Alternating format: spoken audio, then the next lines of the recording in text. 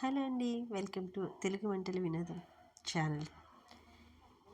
ఈరోజు మీకు వెరైటీగా అరటికాయ మంచిగా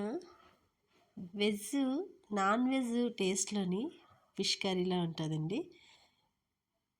అందరూ కూడా చికెను మటనే బాగుంటుంది, ఫిషే బాగుంటాయి ఇలా అనుకోకుండా మన వెజిటేరియన్లను కూడా మంచిగా వంట చేసుకోవడం రావాలి, కానీ ఇంకా వాటిని మించిపోయే టేస్ట్తో ఉంటాయండి. కొంచెం శ్రమపడి చేసుకుంటే బాగుంటుంది, ఇంట్రెస్ట్గా చేసుకోవాలి. దాంట్లోని రుచి అది ఏదైనా ఎక్కువ ఉంటుందండి. ఇష్టపడి చేసేది చాలా బాగుంటుంది.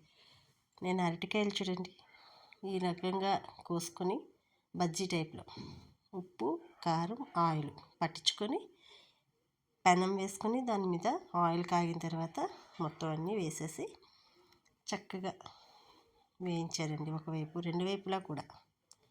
ఈలోగా మసాలా చూస్తున్నారా, మిక్సీ అల్లం వెల్లుల్లి జీలకర్ర ధనియాలు మిక్సీ, అందులో టమాటా కూడా వేసి మిక్సీ కొట్టేసానండి.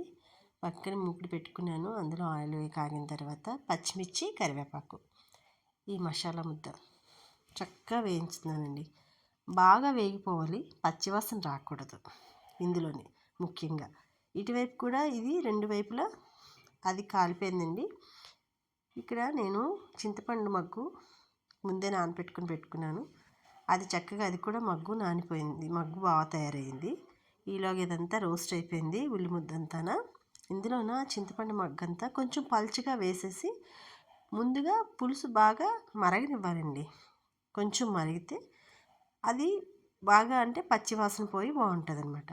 ఇప్పుడు ఆ అరటికాయ ముక్కలు ఉన్నాయి కదా, వాటిని తీసుకొచ్చి ఇందులో వేసేసాను. ఇందులో మసాలాలు మనకు కావాల్సిన ఇంట్రెస్ట్ ఉన్న వాళ్ళు గరం మసాలాతో పెట్టుకోవచ్చు, లేదా ఉల్లి కారం చేసి పెట్టుకోవచ్చు, లేదంటే ఈ కారం కూడా తయారు చేసుకోవచ్చు. మనకి ఎలా కావాలని తయారు చేసుకోవచ్చు. చూడండి ఎంత చక్కగా అయిపోయిందో.